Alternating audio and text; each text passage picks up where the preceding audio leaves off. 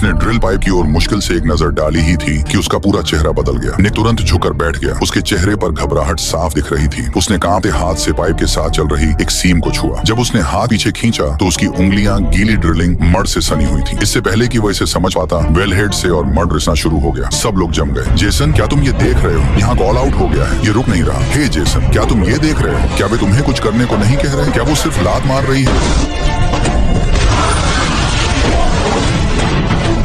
Control room के अंदर उन्होंने तुरंत एनुलर ब्लॉड प्रिवेंटर को एक्टिवेट कर दिया। जैसे ही रैम्स ने पाइप के अंदर बंद होकर क्लैंप कर लिया, मड का उछाल अस्थायी रूप से रुक गया। प्लेटफॉर्म पर वर्कर्स घबराहट में इधर उधर भागने लगे, खाली करने की कोशिश कर रहे थे। निक जो पैरों से उछलकर गिर गया था, संघर्ष करके उठा और कंट्रोल रूम की ओर चिल्लाया, अगला क्या करना है? जेसन ने डायवर्जन लाइन की ओर इशारा किया और उसे ड्रिल पाइप खोलने को कहा। उसने ड्रिल पाइप वॉल्व खोलकर दबाव कम करने की कोशिश की। निक ने बिना हिचकिचाए मड की बारिश में से गुजरते हुए वह दौड़ा और वॉल्व को पूरी तरह खोल दिया। एक पल के लिए ये काम कर गया। हिंसक स्प्रे कम हो गया, लेकिन किसी को भी अंदाजा नहीं था कि ये सिर्फ एक दुस्वप्न की शुरुआत थी। समुद्र तल के नीचे भूकंपीय गतिविधि और भी ज्यादा ऊर्जा छोड़ रही थी। पहले से ही तनाव में चल रहा एनुलर प्रिवेंटर उच्च दबाव वाले मलबे की बौछार सहन नहीं कर सका। पाइप से ऊपर की ओर फेंके गए चट्टान के टुकड़ों के प्रभाव से वो टूट गया। अब इसे रोकने के लिए कुछ भी नहीं बचा था। मड सिस्टम से गुजरकर डायवर्जन कंट्रोल रूम की ओर बढ़ने लगा। एक वर्कर ने अजीब धात्विक का राह सुनकर वॉल्व की ओर मुड़ा। अगले ही सेकंड में मड एक सीम से फूट पड़ा। जब अलार्म बजने लगे तो एंड्रिया ने सोचा कि ये बस एक और रूटीन सिस्टम एरर है। वह ज्यादा चिंतित नहीं हुई जब तक कि उसकी कॉल्स का जवाब नहीं आया। किसी के पास फोन उठाने का समय नहीं था। सब लोग हताश होकर वॉल्व बंद करने की कोशिश कर रहे थे। एक अनुभवी वर्कर बार बार चिल्ला रहा था, भागो भागो। उसे पता था कि आगे क्या होने वाला है। जब प्रेशर गेज 4000 पाउंड प्रति वर्ग इंच से ऊपर चला गया तो उसकी सबसे बुरी आशंका सच साबित।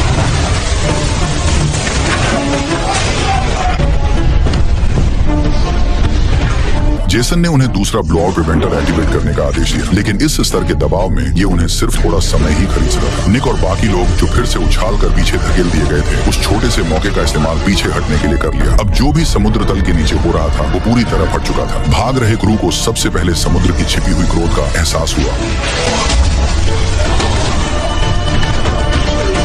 उसने गलती से कैन का पुल टैब तोड़ दिया और पाया कि वह हाथों से ढक्कन खोल सकती है। उसने कंटेनर की छत पर जो छेद बनाया था उसकी ओर देखा, लेकिन फिर भी उसमें से निकल नहीं पाई। फिर उसे एक रस्सी मिली और उसने चाकू से छत में एक छोटा सा गैप खोला। रस्सी को मेटल प्लेट्स के बीच से डालकर उसे कसकर पकड़ते हुए उसने अपने शरीर का वजन और हाथों की ताकत लगाकर छत को खोलने की कोशिश की। काफी मेहनत के बाद आखिरकार वह मेटल प्लेट को हिला। उसकी आंखों में दृढ़ संकल्प झलक रहा था। यह उसकी और उसकी बेटी की बच निकलने की एकमात्र उम्मीद थी। जब उसने आखिरकार मेटल प्लेट को पूरी तरह खोल दिया तो उसके चेहरे पर लंबे समय बाद मुस्कान फैल गई। वह जल्दी से उस शिपिंग कंटेनर से बाहर निकल आई जहां वह 10 दिनों से अपनी बेटी के साथ फंसी हुई थी। लेकिन बाहर निकलते ही उसे पता चला कि वह समुद्र के बीचों बीच बह रहा है। कहीं कोई जमीन नजर नहीं आ रही थी, न ही कोई जहाज गुजर रहा था, लेकिन अपनी बच्ची